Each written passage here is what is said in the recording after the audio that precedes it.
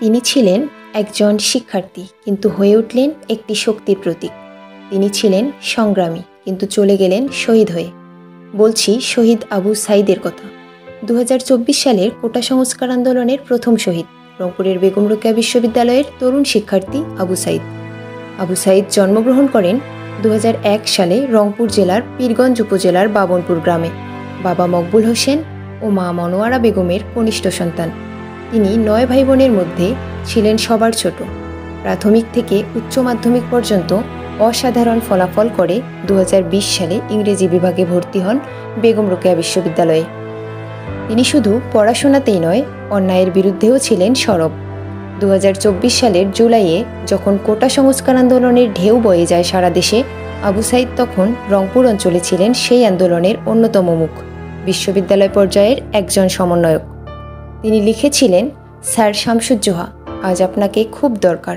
অন্তত একজন শামসুজ্জোহা হয়ে মরে যাওয়াটা অনেক বেশি সম্মানের, আনন্দের আর গর্বের। 2024 সালের 16 জুলাই আন্দোলনের এক উত্তাল দুপুরে শিক্ষার্থীদের উপর পুলিশের হামলা হয়। ছত্রভঙ্গ হওয়া ভিড়ের মধ্যেও এক হাতে একটি লাঠি, বুক চিতিয়ে দাঁড়িয়েছিলেন আবু সাঈদ। পুলিশের গুলিতে ক্ষতবিক্ষত হয়ে সেখানেই ঢলে পড়েন তিনি।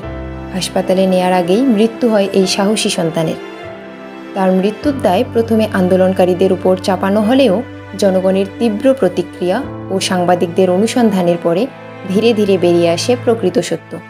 এক কিশোরকে গ্রেপ্তার করে হত্যার দায় চাপানো হলে তাতে হয় সমালোচনার ঝড়। আন্তর্জাতিক অঙ্গনেও পৌঁছে যায় এই খবর।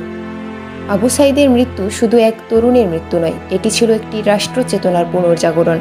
অন্তর্বর্তীকালীন সরকারের প্রধান উপদেষ্টা মোহাম্মদ ইউনূস নিজে বেগম রোকেয়া বিশ্ববিদ্যালয় ক্যাম্পাসে উপস্থিত হয়ে বলেছিলেন, বাংলাদেশের প্রতিটি ঘরের সন্তান আজ আবু সাঈদ। আবু সাঈদের স্মরণে দেশের বিভিন্ন স্থানে করা হয়েছে নামকরণ। রংপুর পার্ক মোড় হয়েছে আবু সাঈদ চত্বর। বেগম রোকেয়া বিশ্ববিদ্যালয়ের 1 নম্বর গেট এখন শহীদ আবু সাঈদ গেট। বাংলাদেশ মেডিকেল বিশ্ববিদ্যালয়ের কনভেনশন সেন্টারের নতুন নাম Shaheed Abu Sayeed international convention centre. এমনকি বাংলা ভাষার এক নতুন ফন্টের নামও রাখা হয়েছে Abu Saeed.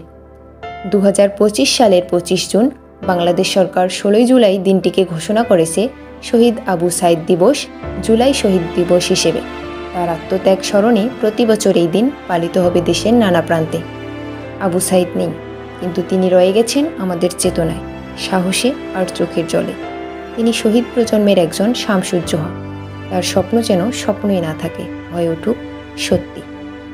Shampa Roy, communication and journalism club, Begum Rokeya university, Rangpur.